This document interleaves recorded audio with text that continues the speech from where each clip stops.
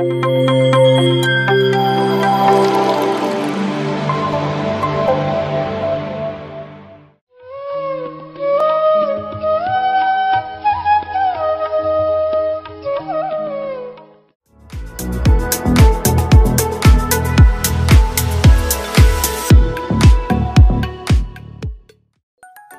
ಸ್ನೇಹಿತರೆ, PMC ನಿರ್ವಾಣ food ಕಾರ್ಯಕ್ರಮಕ್ಕೆ ಸ್ವಾಗತ.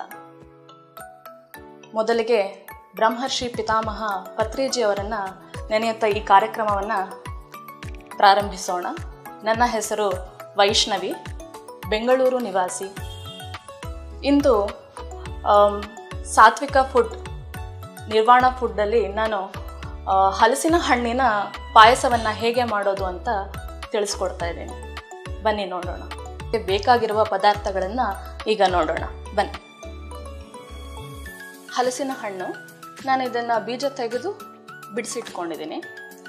ಮತ್ತು ಇದು ಬೆಲ್ಲ, ಇದು ನಾನು ಸಾಗರದಿಂದ ತರಿಸಿದ್ದೀನಿ. ಅಲ್ಲಿ ಗಾಣದ ಬೆಲ್ಲ, ಡಬ್ಬಿ ಬೆಲ್ಲ ಅಂತಲೇ ಅಲ್ಲಿ ಫೇಮಸ್ಸು. ಸೊ ಅಲ್ಲಿಂದ ನಾನು ಇದನ್ನು ತರಿಸಿದ್ದೀನಿ. ಅದಕ್ಕೆ ಬೇಕಾಗಿರುವಂತಹ ಡ್ರೈ ಫ್ರೂಟ್ಸು, ದ್ರಾಕ್ಷಿ, ಗೋಡಂಬಿ, ಪಿಸ್ತಾ ಇದನ್ನೆಲ್ಲ ನಾನು ಹೆಚ್ಚಿಟ್ಕೊಂಡಿದ್ದೀನಿ. ದ್ರಾಕ್ಷಿ ಇಲ್ಲಿದೆ. ಮತ್ತು ಅಕ್ಕಿನ ಒಂದು 1/4 ಗಂಟೆ ಮುಂಚೆ ನಾನು ಇದನ್ನು ನೆನೆಸಿಟ್ಕೊಂಡಿದ್ದೀನಿ. ಮತ್ತು ಇದಕ್ಕೆ ಏಲಕ್ಕಿ, ಲವಂಗ ಮತ್ತು ಕೇಸರಿಯನ್ನು ಇಟ್ಕೊಂಡಿದ್ದೀನಿ. ಮತ್ತು ತುಪ್ಪ, ಇದಿಷ್ಟು ಬೇಕಾಗಿರುವಂಥ ಸಾಮಗ್ರಿ. ಬೇಸಿಗೆಗಾಲದಲ್ಲಿ ಸಿಗುವಂಥ ಅಪರೂಪದ ಹಣ್ಣು ಇದು. ಸೊ ಯಾರಿಗೆ ಕೇಳಿದ್ರು ಈ ಹಲಸಿನ ಹಣ್ಣನ್ನು ತುಂಬ ಇಷ್ಟಪಡ್ತಾರೆ. ಸಣ್ಣ ಮಕ್ಕಳಂತೂ ತುಂಬ ಇಷ್ಟಪಟ್ಟು ತಿಂತಾರೆ. ಸೊ ಇದನ್ನು ಅನೇಕ ರೀತಿಯ ಆಹಾರಗಳಲ್ಲಿ ನಾವು ಪದಾರ್ಥಗಳಲ್ಲಿ ಬಳಸಬಹುದು. ಇದು ಪಾಯಸ ಮಾಡ್ತಾರೆ, ಮತ್ತು ಮುಳುಕ ಅಂತ ಮಾಡ್ತಾರೆ ಮಲೆನಾಡು ಸೈಡಲ್ಲಿ, ಮತ್ತು ಕಡುಬು ಅಂತ ಮಾಡ್ತಾರೆ, ಹಲಸಿನ ಹಣ್ಣಿನ ಪಾಯಸ ಮಾಡ್ತಾರೆ. ಹೀಗೆ ಸುಮಾರು ಪದಾರ್ಥಗಳನ್ನು ಹಲಸಿನ ಹಣ್ಣಿಂದ ಮಾಡ್ತೀವಿ. ಈಗ ಹಲಸಿನ ಹಣ್ಣಿನ ಪಾಯಸನ ಮಾಡೋದನ್ನು ನೋಡೋಣ. ಮೊದಲಿಗೆ ನಾನು ಇದರಲ್ಲಿ ಒಂದಿಷ್ಟು ಭಾಗನ ಗ್ರೈಂಡ್ ಮಾಡ್ಕೋತಿದ್ದೀನಿ. ಹಲಸಿನ ಹಣ್ಣನ್ನು ಒಂದಿಷ್ಟನ್ನು ಹಾಗೆ ಹೆಚ್ಕೋತೀನಿ.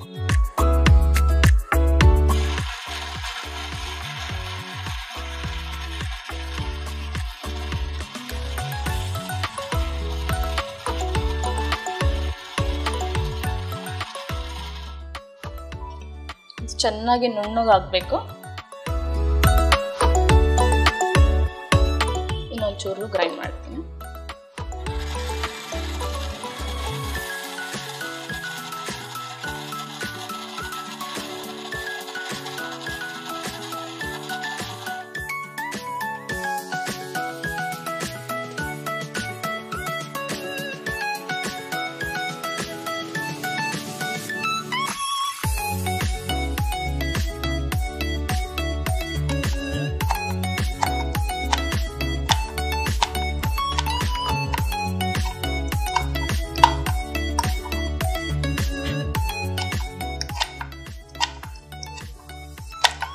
ಇದು ಪಾಯಸದಲ್ಲಿ ಬಾಯಿಗೆ ಸಿಗ್ತಾ ಇದ್ರೆ ತುಂಬ ಚೆನ್ನಾಗಿರುತ್ತೆ. ಅದಕ್ಕೋಸ್ಕರ ಇದನ್ನು ಸಣ್ಣಗೆ ಹೆಚ್ಕೊಂಡು ಅರ್ಧ ಭಾಗ ಗ್ರೈಂಡ್ ಮಾಡಿಕೊಂಡು ಬಳಸ್ತಾ ಇದ್ದೀನಿ.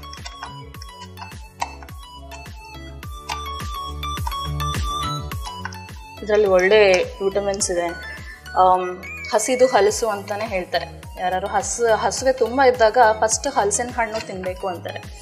ಸೊ ಅಷ್ಟು ಶಕ್ತಿ ನಮಗೆ ಹಲಸಿನ ಹಣ್ಣಿಂದನೇ ಸಿಕ್ಬಿಡುತ್ತೆ.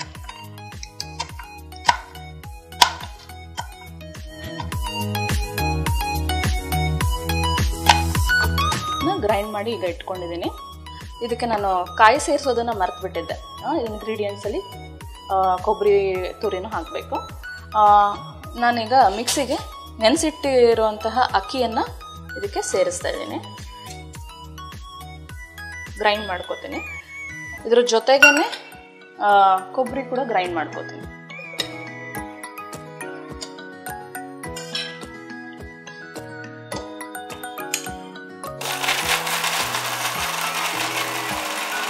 ಹಲಸಿನ ಹಣ್ಣನ್ನು ಹೆಚ್ಚಿಟ್ಕೊಂಡಿದ್ದೀನಿ ಮತ್ತು ಅಕ್ಕಿ ಮತ್ತು ಕಾಯಿನ ಗ್ರೈಂಡ್ ಮಾಡಿ ಇಟ್ಕೊಂಡಿದ್ದೀನಿ.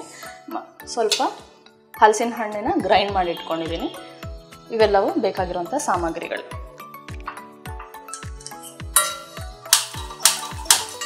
ಮೊದಲಿಗೆ ಸ್ವಲ್ಪ ತುಪ್ಪವನ್ನು ಹಾಕೋತೀನಿ.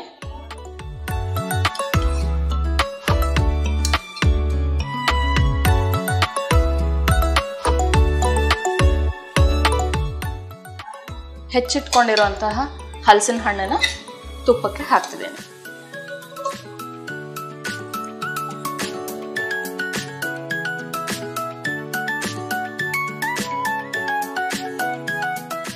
ಮತ್ತು ಇದು ಗ್ರೈಂಡ್ ಮಾಡಿರುವಂತಹ ಹಲಸಿನ ಹಣ್ಣು ಕೂಡ ಇದಕ್ಕೆ ಸೇರಿಸ್ತಾ ಇದ್ದೀನಿ.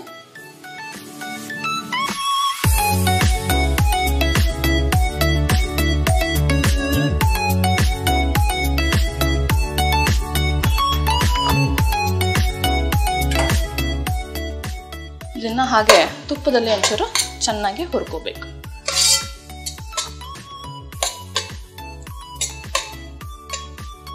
ಯಾವುದೇ ಸ್ವೀಟು, ಪಾಯಸ ಇವಕ್ಕೆಲ್ಲ ತುಪ್ಪ ಬಳಸಿದ್ರೇ ತುಂಬ ಚೆನ್ನಾಗಿರುತ್ತೆ. ಎಣ್ಣೆ ಎಲ್ಲ ಅಷ್ಟಾಗಿ ಸರಿಯಾಗಲ್ಲ, ಆದಷ್ಟು ತುಪ್ಪ ಬಳಸಿ. ತುಪ್ಪ ಬಳಸೋದ್ರಿಂದ ನಮ್ಮ ಆರೋಗ್ಯಕ್ಕೂ ತುಂಬ ಒಳ್ಳೆಯದು. ಬುದ್ಧಿಶಕ್ತಿ ಕೂಡ ಹೆಚ್ಚುತ್ತೆ. ಮುಂಚೆ ಎಲ್ಲ ದಿನಕ್ಕೆ 1 ಚಮಚ ಸ್ಪೂನ್ ತಿನ್ನಲೇಬೇಕು ಅಂತ ಬಡಿಸ್ತಾಯಿದ್ರು ಮನೆಗಳಲ್ಲಿ. ಮಕ್ಕಳಿಗೂ ತುಂಬ ಒಳ್ಳೆಯದು. ಆದಷ್ಟು ತುಪ್ಪವನ್ನು ಬಳಸಬೇಕು.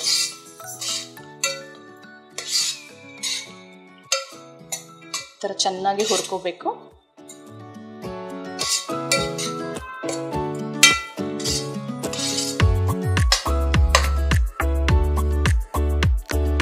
ನಂತರ ಈ ಕಾಯಿ, ಅಕ್ಕಿ ಗ್ರೈಂಡ್ ಮಾಡಿ ಇಟ್ಕೊಂಡಿರುವಂತಹ ಮಿಶ್ರಣವನ್ನು ಇದಕ್ಕೆ ಸೇರಿಸ್ತಾ ಇದ್ದೀನಿ.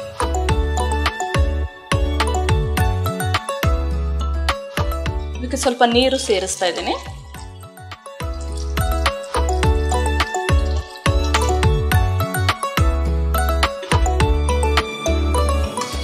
ಇದನ್ನು ಗಂಟಿಲ್ಲದೆ ಚೆನ್ನಾಗಿ ಕೈಯಾಡಿಸ್ತಾ ಇರಬೇಕು.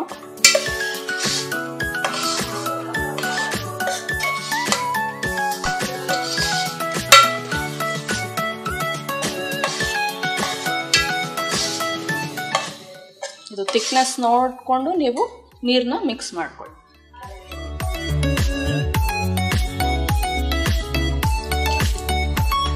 ಇದು ಕುದಿಯೋವರೆಗೂ ನಾವು ಡ್ರೈ ಫ್ರೂಟ್ಸ್ನ ತುಪ್ಪದಲ್ಲಿ ಹುರ್ಕೊಳ್ಳೋಣ.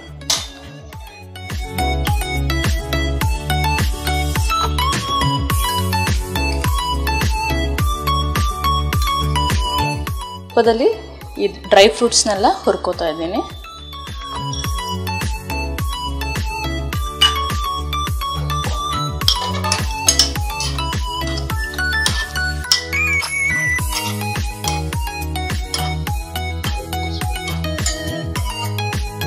ಇದು ಸ್ವಲ್ಪ ಕೆಂಪಾಗುವವರೆಗೂ ಹುರ್ಕೋಬೇಕು.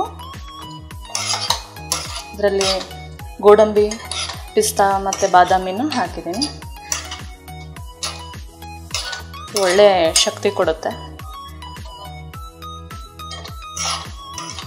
ದ್ರಾಕ್ಷಿನ ಕೊನೆಯಲ್ಲಿ ಹಾಕ್ತೀನಿ.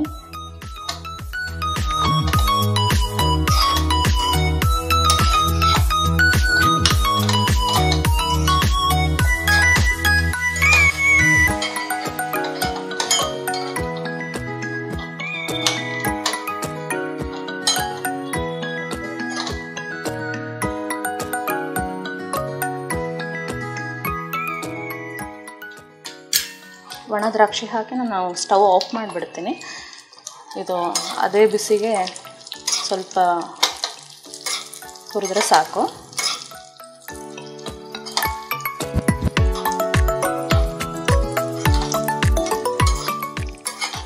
ಸ್ವಲ್ಪ ಕೆಂಪಾಗುವಷ್ಟು ಹುರಿದ್ರೆ ಸಾಕು ಡ್ರೈ ಫ್ರೂಟ್ಸ್ನೆಲ್ಲ.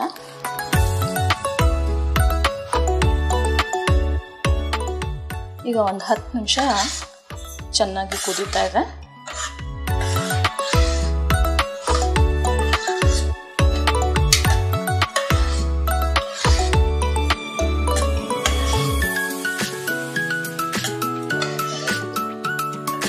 ಇದು ತಳ ಹಿಡಿದೇ ಇರೋ ಹಾಗೆ ಚೆನ್ನಾಗಿ ಕೈಯಾಡಿಸ್ತಾನೆ ಇರಬೇಕು, ಇಲ್ಲಾಂದರೆ ತಳ ಹಿಡಿದ್ಬಿಡುತ್ತೆ. ಅವಾಗವಾಗ ನೋಡಿ ಕೈಯಾಡಿಸ್ತಾ ಇರಬೇಕು.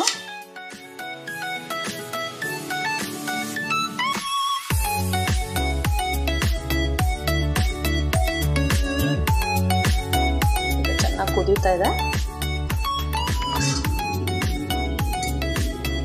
ಇದಕ್ಕೆ ನಾನು ಡಬ್ಬಿ ಬೆಲ್ಲವನ್ನು ಯೂಸ್ ಮಾಡ್ತೀವಿ. ದೇಸಿ ಬೆಲ್ಲ ಅಂದರೆ ಆರ್ಗ್ಯಾನಿಕ್ ಇದು. ಸೊ ಆದಷ್ಟು ಆರ್ಗ್ಯಾನಿಕ್ ಎಲ್ಲಿ ಸಿಗುತ್ತೆ ನೋಡಿ ನೀವು ಬೆಲ್ಲನ ತಗೊಳ್ಳೋದು ಒಳ್ಳೆಯದು. ನಮ್ಮ ಆಹಾರದಲ್ಲಿ ನಾವು ಬದಲಾವಣೆ ಮಾಡಿಕೊಂಡ್ರೆ ಎಷ್ಟೋ ಕಾಯಿಲೆಗಳು ಆಹಾರದಿಂದಲೇ ಮಾಯ ಆಗುತ್ತೆ.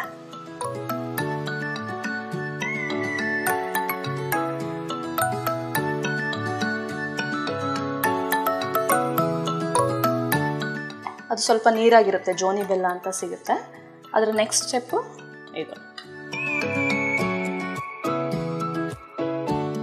ಸೊ ಇದ್ರ ನೆಕ್ಸ್ಟ್ ಸ್ಟೆಪ್ಪು ಗಟ್ಟಿ ಉಂಡೆ ಬೆಲ್ಲ ಬರುತ್ತೆ.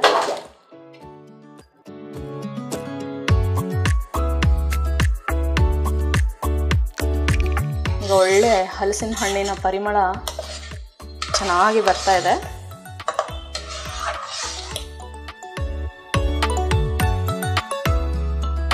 ಇದಕ್ಕೆ ಕುಟ್ಟಿರೋ ಏಲಕ್ಕಿನ ಹಾಗೂ ಲವಂಗನ ಸೇರಿಸ್ತಾ ಇದ್ದೀನಿ. ಮತ್ತು ಕೇಸರಿನ ನಾನು ಒಂದು 10 ನಿಮಿಷ ನೀರಲ್ಲಿ ನೆನೆ ಇಟ್ಟಿದ್ದೀನಿ. ಇದನ್ನು ಚೆನ್ನಾಗಿ ನೆನೆಸಿ ಕೊನೆಗೆ ಹಾಕಬೇಕು, ಇಲ್ಲಾಂದರೆ ಅದ್ರದ್ದು ಫ್ಲೇವರ್ ಎಲ್ಲ ಹೊರಟೋಗುತ್ತೆ. ಅದಕ್ಕೆ ಕೊನೆಗೆ ಕೇಸರಿನ ಸೇರಿಸ್ತಾ ಇದ್ದೀನಿ.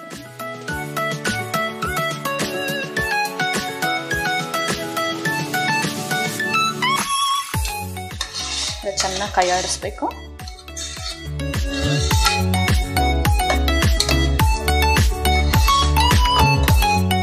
ಸೊ ಚೆನ್ನಾಗಿ ಆಗಿದೆ. ಚೆನ್ನಾಗಿ ಕುದಿಯೋ ಟೈಮಲ್ಲಿ ಎಲ್ಲ ಸೇರಿಸಿದ್ದೀನಿ.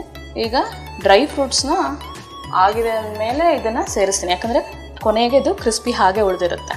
ಮುಂಚೆನೇ ಹಾಕಿಬಿಟ್ರೆ ಸ್ವಲ್ಪ ಮೆತ್ತಗೆ ಅನಿಸುತ್ತೆ. ಸೊ ಕ್ರಿಸ್ಪಿ ಇಷ್ಟಪಡೋರು ಕೊನೆಗೆ ಇದನ್ನು ಹಾಕಿ ಸ್ಟವ್ ಆಫ್ ಮಾಡಿದ್ರೆ ಆಯಿತು.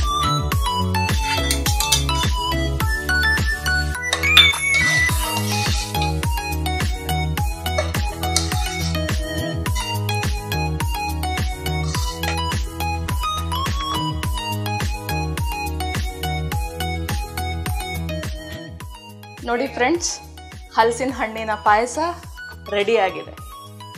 ಈಗ ಇದನ್ನು ರುಚಿ ನೋಡೋದಕ್ಕೆ ನಮ್ಮ ಪಿರಮಿಡ್ ಮಾಸ್ಟರ್, ಇನ್ನೊಬ್ಬರು ಪಿರಮಿಡ್ ಮಾಸ್ಟರ್ ನಮ್ಮ ಜೊತೆ ಇದ್ದಾರೆ, ಅವ್ರಿಗೆ ಕೊಡ್ತಾ ಇದ್ದೀನಿ. ಪರಿಮಳದಿಂದನೇ ರುಚಿ ಹೇಗಿದೆ ಅಂತ ಊಹಿಸ್ಬೋದು, ಬಟ್ ಆದರೂ ಒಂದ್ಸತಿ ರುಚಿ ನೋಡೋಣ.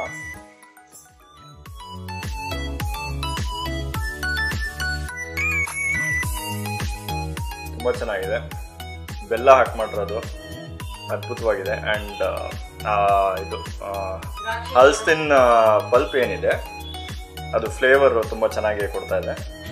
ಸೊ ಓವರಾಲ್ ತುಂಬ ಚೆನ್ನಾಗಿದೆ. ಹಬ್ಬದ ದಿನಗಳಿಗೆ ಅಥವಾ ಯಾವಾಗ ಬೇಕಾರ ಇಷ್ಟ ಆದಲ್ಲಿ ಇದನ್ನು ಮಾಡಿಕೊಂಡು ತಿನ್ನೋದು ತುಂಬ ಚೆನ್ನಾಗಿದೆ.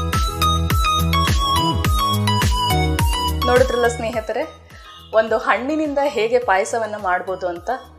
ಹೀಗೆ ನೀವು ಹಲಸಿನ ಹಣ್ಣು ಅಲ್ಲದೇ ಬಾಳೆಹಣ್ಣು ಈ ಥರ ಬೇರೆ ಹಣ್ಣುಗಳನ್ನು ಸೇರಿಸಿ ನೀವು ಪಾಯಸವನ್ನು ರುಚಿಯಾಗಿ ಮಾಡ್ಬೋದು. ಮತ್ತು ಯಾರೇ ಮನೆಗೆ ಗೆಸ್ಟ್ ಬಂದಾಗ ತಕ್ಷಣದಲ್ಲಿ ಮಾಡೋವಂತಹ ಒಂದು ಪಾಯಸ ಇದು. ನೀವು ಟ್ರೈ ಮಾಡಿ, ರುಚಿ ನೋಡಿ. PMC ಚಾನಲ್ನ ಲೈಕ್ ಮಾಡಿ, ಸಬ್ಸ್ಕ್ರೈಬ್ ಮಾಡಿ ಮತ್ತು ಶೇರ್ ಮಾಡಿ ಅಂತ ಹೇಳ್ತಾ ಧನ್ಯವಾದ. PMC ಕನ್ನಡ ಚಾನೆಲ್ ಅನ್ನು ಲೈಕ್ ಮಾಡಿ, ಶೇರ್ ಮಾಡಿ, ಸಬ್ಸ್ಕ್ರೈಬ್ ಮಾಡಿ ಮತ್ತು ಮಾಡಿಸಿ. ಎಲ್ಲರಿಗೂ ಧನ್ಯವಾದಗಳು.